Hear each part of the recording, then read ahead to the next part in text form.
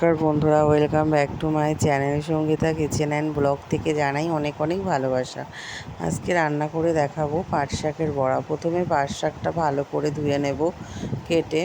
তারপর একটা বাটিতে বেসন, লঙ্কার গুঁড়ো, লবণ, হলুদ, খাবার সোডা ভালো করে মিশিয়ে নেব।